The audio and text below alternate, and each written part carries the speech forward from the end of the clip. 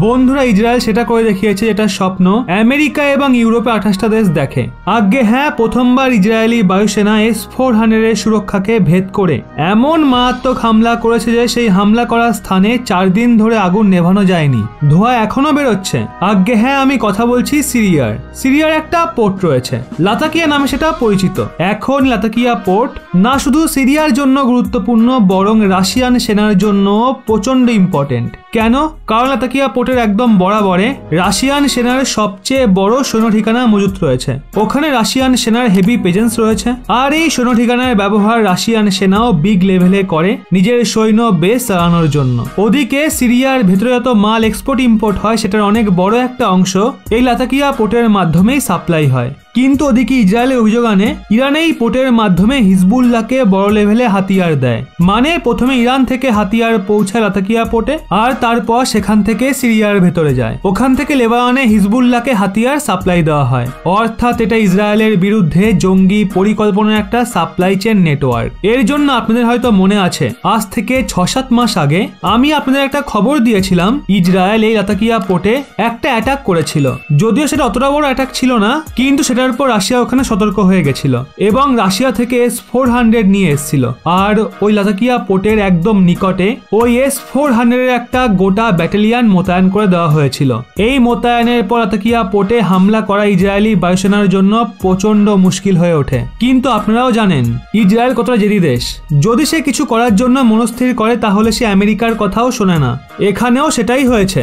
আজ থেকে 3-4 দিন আগে লাতাকিয়া পোর্টে ইসরায়েলি সেনা মারাত্মক অ্যাটাক করে। 3 দিন পর্যন্ত তো সিরিয়া এবং রাশিয়া মিলেই পোর্টের আগুন নেভাতে পারে না। স্ক্রিনে আপনারা দেখতে পারেন এরকমই হাল হয়েছে, আর এখনো সেখান থেকে ধোঁয়া বেরোচ্ছে। মানে এতটাই খতরনাক অ্যাটাক ছিল সেটা। এই অ্যাটাক করেছিল ইসরায়েলি যুদ্ধ বিমান ক্রুজ মিসাইল দিয়ে। আর যখন এই হামলা হয়ে যায় না, তারপর কেউই এইদিকে নজর দেয়নি 2-1 দিন পর্যন্ত।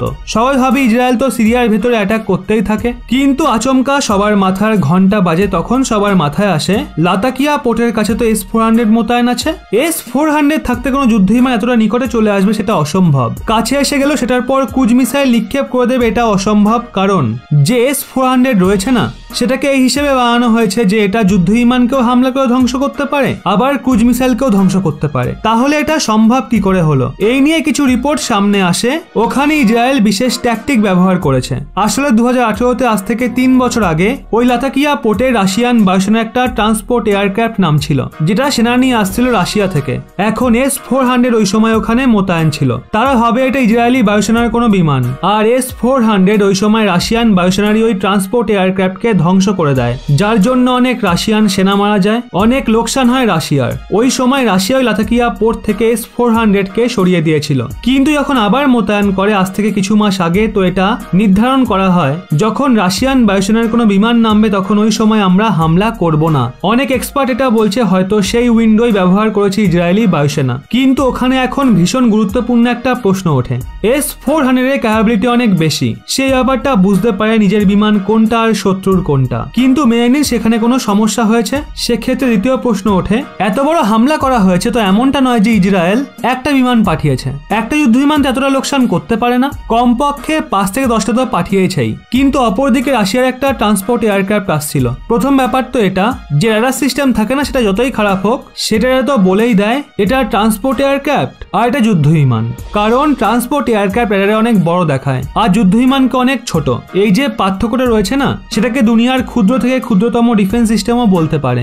S-400 কে আপনি আউট নাম্বারও করতে পারবেন না। যদি ইসরায়েল 10টা জায়গায় 30টা যুদ্ধ বিমান পাঠাতো, তাহলেও S-400 সেটাকে সহজেই সামলে নিত, কারণ একসাথে সেটা 70-এর বেশি যুদ্ধ বিমানকে ট্র্যাক করতে পারে। তাহলে এই হামলা হলো কিভাবে? এর কোনো প্রপার জবাব এখনো পর্যন্ত মেলেনি। এখন দুনিয়ার সমস্ত দেশের কাছে এটা একটা কেস স্টাডি হয়ে গেছে। যে সমস্ত দেশের কাছে S-400 রয়েছে তাদের সবার মনে একটাই প্রশ্ন আসছে, S-400 এর সিকিউরিটি ফ্রিজ কিভাবে হলো? এই নিয়ে আপনাদের কি মনে হয় অবশ্যই কমেন্টে জানান।